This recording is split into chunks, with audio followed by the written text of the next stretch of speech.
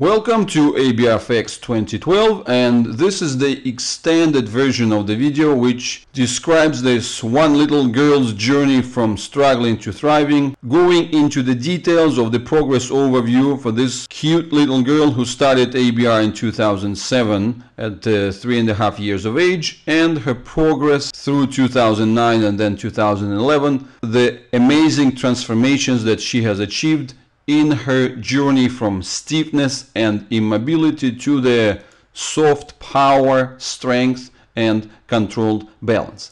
I assume that you have already watched the short video, which has a straightforward goal of illustrating that ABR works and works really well in quadriplegic cases. The purpose of this video is more educational. I'm going to go through the details and nuances of how this evolution exactly has been achieved, and probably even more importantly, going to illustrate for you the fine nuances of what is the high quality head control, what is the high quality counterbalancing, and that's intended to help you to understand how your child should be developing and what are the really good and true achievements versus the certain fakes and the unjust use of your child's movement intelligence. But before we dive into the details, let's get a quick overview of the slides just to give you the narrative. So this is the initial situation: incapacitation in 2007 and high quality sitting with minimal support, just as the things been evolving and developing 4 years later. Now you can see where we started from: extreme rigidity, inability to control the head, a really challenging situation. So effectively it's a journey from a single block to counterbalance. You can see the control of the head which has emerged. You can see the evolution of the sitting position with just a minimal support by the pelvis. So if essential components of being able to overcome the falling backwards is another major milestone which has been achieved in this case. And as we move further, well, of course, that's the control of the position on the floor and the ability to develop the ground protective reactions as opposed to nose diving that she has experienced before. And these are the pictures that very much speak for themselves. And as we go further, you can also see her ability to engage the arms in the support, the newly found ability as opposed to extreme stiffness and the arms being just dragged and attached stiffly to the body. So complete incapacitation on the floor as opposed to the newly developed ability to transfer the weight on the elbows, and the overall journey from the upper body collapse, where even under this little weight that this skinny girl had back in 2007, she was collapsing and losing the head, and the newly found strength of the entire upper body, despite the increasing weight and the length and thus the kind of the forces that she has to withstand, she is able to control herself comfortably. And of course, what we've seen in the past were to begin with, were the distortions of the upper body, the arms which were automatically pulled upwards, as opposed to the new relaxed, comfortable position where she is actually able to explore her entire body. So this is the incredible achievement of the mother and daughter team, and what we are going to look through, we are going to go through the details of this evolution and really study in nuances how and what has been achieved. Quite naturally, our first stop is the overview of counterbalancing and positional control in sitting. And we are going to start by studying the support by the pelvis, the positional control with this minimal pelvic support. Let's first have a look at the original situation in 2007. Actually, there is not much to discuss over here. Even to bend her forwards, I had to use the grip by the neck and by the upper shoulders just to bend her. And when I would have be releasing that grip, what would be happening? So the stiffness of the back would prevail and she would just shoot herself backwards. You can see the head flying, the arms automatically being pulled upwards. Well, no control whatsoever. And you can see that she really instantly loses any sitting platform on which she could rely on.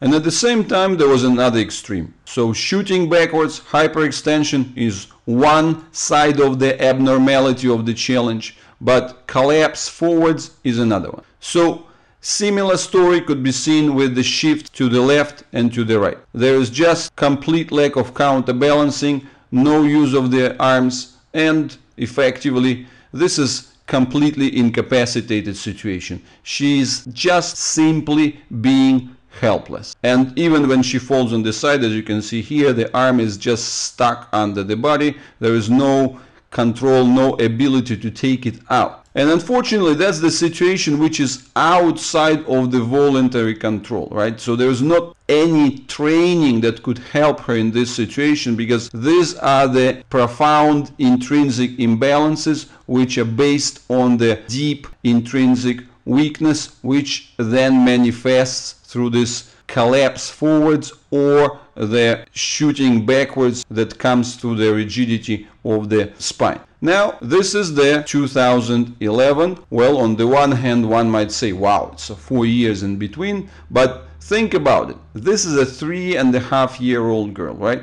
So she's supposed to be really soft, really pliable. Like the younger the child, the better the situation should be in terms of the mobility. And unfortunately, that's not the case. So what we are seeing here is the remarkable evolution. And I'm going to illustrate here the selective mobility. You can see it's not just a stiff hold of the static position, which is often parents and physical therapists try to achieve via training. So many times I've heard parents celebrating, oh, she's able to sit for 5 seconds or for 10 seconds, thinking that that somehow is going to translate into something useful. No, it's not. Those are the situations of stiffness. What you are seeing here, this is the fine ability to counterbalance. You can see a combination of the independent components. First part here is the ability to move the head separately, right? You can see that as she is moving her head, what happens to the arms, what happens to the trunk? Nothing. So she is able to adjust it selectively. The other part of it, right, is the mobility of the upper body. You can see that the upper body movements are taking place separately from the legs. And the third component here is the relaxation and freedom of the shoulder girdle. She is able to maintain the position of the shoulders and then use the arms for the support. So the arms are not being stuck and pulled upwards. She is able to release them and really use them for the support. And what I'm doing here, I'm providing her with a bit of challenges, right? I'm sort of shifting and reducing the support. And what does she do in those situations? She's able to adjust her arms position, right? And you see here, she's able to counterbalance with the body, then regain the position, and then start making this micro movements of the arms, eventually bringing it into this position of maximum comfort and balance. And then finally planting it on the ground. All the while being really engaged in the communication with her mother. So this is the true illustration of independence. And once again, I want to get back to this big question. Well, it's 4 years in between. First of all, we're going to walk you through the stages of this evolution. I'm going to show you the pictures from 2009 showing how this evolution took place. But on the other hand, it's important to realize another vital and fundamental component. So this is a quadriplegic girl. What do we know about quadriplegic children? Well, the authoritative source on the evolution, on the spontaneous evolution and on the assisted and physical therapy based traditional methods based rehabilitation is the GMFCS curves, gross motor functional classification system. Let's have a look at them. So once we're looking at the GMFCS curves, right, gross motor functional classification system, so you can see here level 5 and level 4 quadriplegic children. So in her case, it's not so easy to classify because body-wise she belongs more like to the level 5, but because she is so engaged and active as a personality, well, probably it makes sense to classify her as the level 4 from that perspective. But what you're seeing here, the scale demonstrates the age, and this is the ability, where 100% being like the top quality and corresponding to ability to do everything within those gross motor function curves. But generally, what you're seeing here is that for the level 5 child or the level 4 child, what could be seen is that they're pretty much sub-maximum, like 90% of their spontaneous and assisted achievements is at the age between 2.5 and 3.5. So therefore, what is expected for a child after that? Very much a plateau. And this is the older shot. Actually, the newer findings are demonstrating the deterioration. That typically these kids, they start going downwards after a while because of the growing accumulation of the distortions and other negative structural effect. So when we look at her evolution over the case of these 4 years, it's really important to understand that this is a major progress, but this is a major progress achieved well past the window of the spontaneous progress that quadriplegic kids make. So whenever you think about the success of rehabilitation of children with quadriplegic cerebral palsy, well, you have to take into account the unfortunate reality. And unfortunate reality is represented by the GMFCS curves. Originally, this data has been collected in Canada, but then they have been reconfirmed pretty much everywhere through the developed world: Sweden, Australia, United States, and so on. So this is a typical scenario, and again, this scenario corresponds both to the situations of the spontaneous development and to the well-known treatments, such as the orthopedic interventions, well-known formats of the physical therapy, Botox injections, all the other stuff. So basically, none of them expects to bring the child beyond this motor growth curves. So therefore, her progress, the progress achieved by this girl over these 4 years, have to be really put in context of these typical and spontaneous expectations that she would have normally, or she would be legitimately expected for her outside of the ABR work. So I think that that's very informative, and I want to repeat these 3 fundamentals. Fundamental number 1, that's the selective head movement. Fundamental number 2, selective trunk movements. Fundamental number 3, selective mobility of the arms and the ability to bring the arms into the weight transfer. And you can see over here, right, so there was a momentary loss of position for her, right, and once she did the momentary loss of position, her arms went into this habitual situation of shooting up.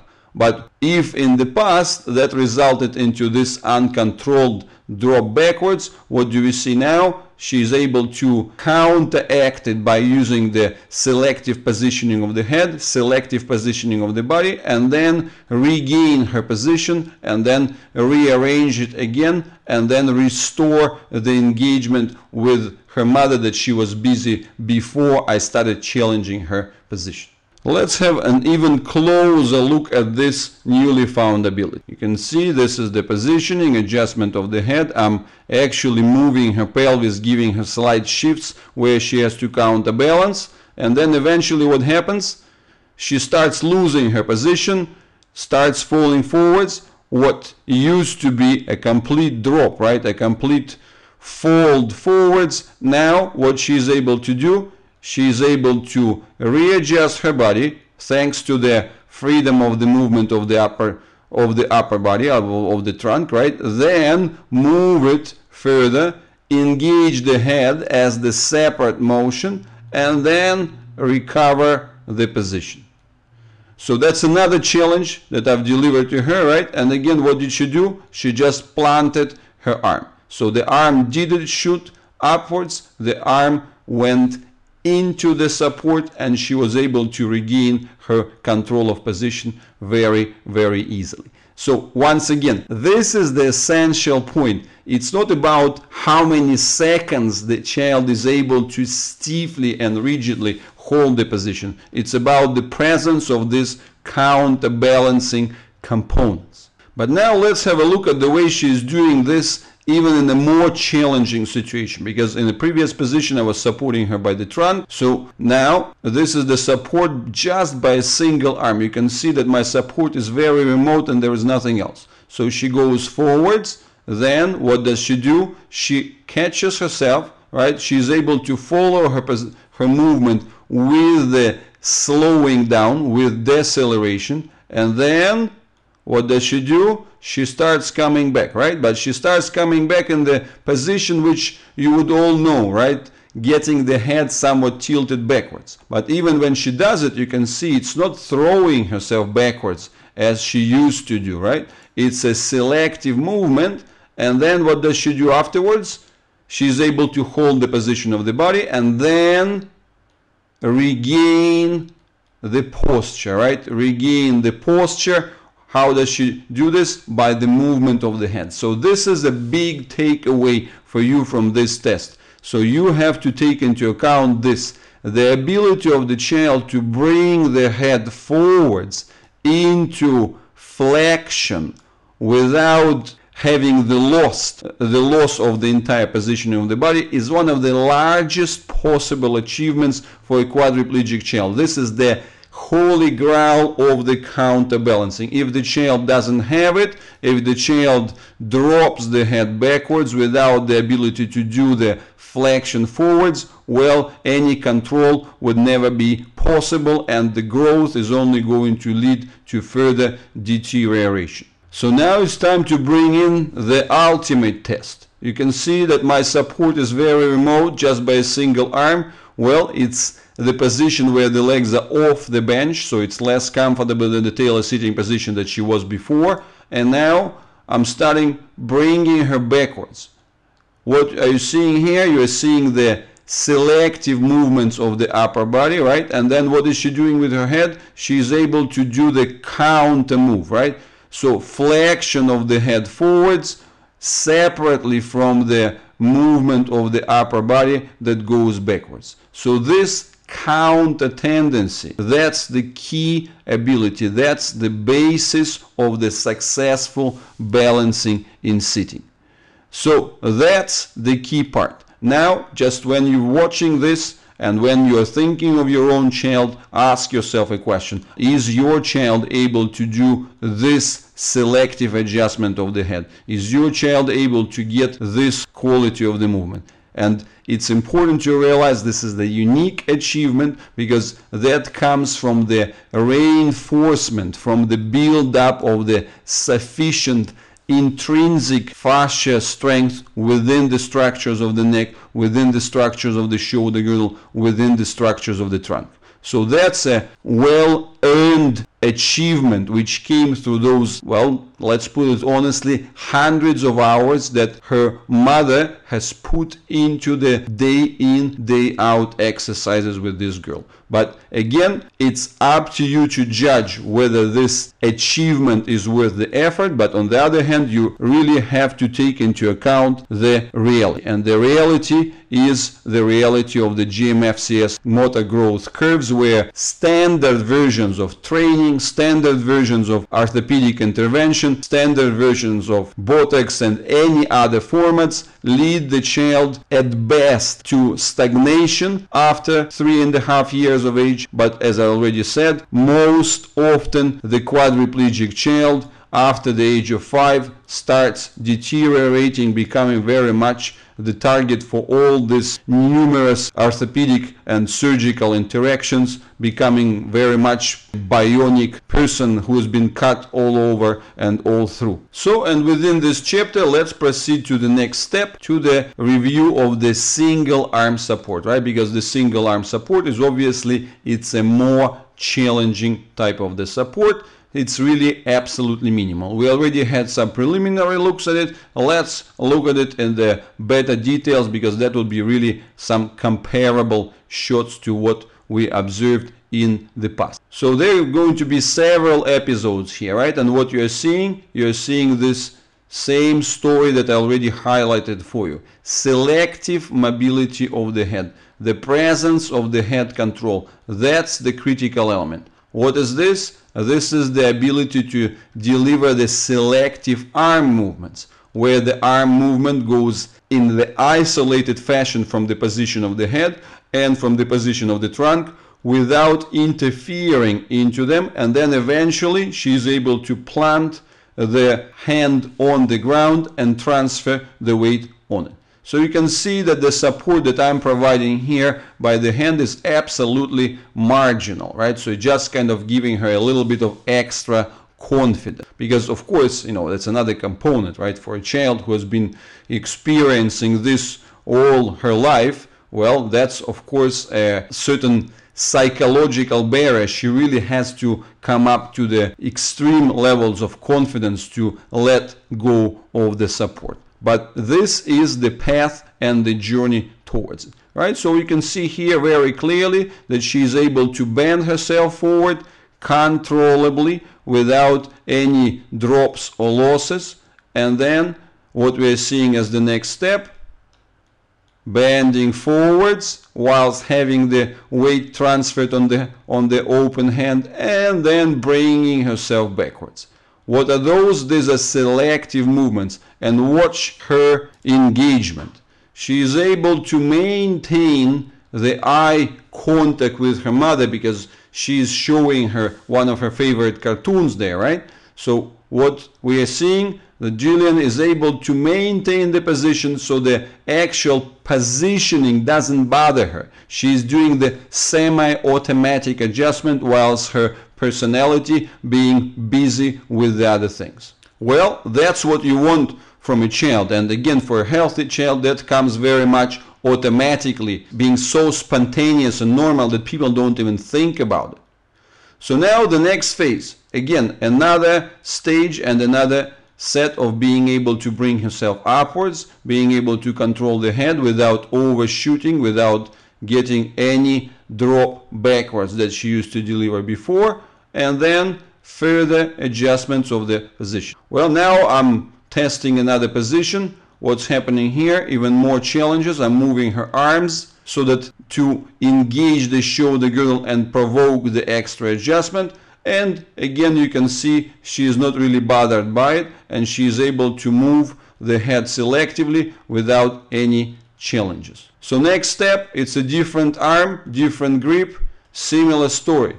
You can see that she is really engaged into the entire position, enjoys it, and able to release the arm, right, and then bring, as opposed to just one version of being able to bring the arm towards the support on the floor. Well, in this one, she's doing the opposite, and well, she's doing a different grip. She's holding herself by the leg.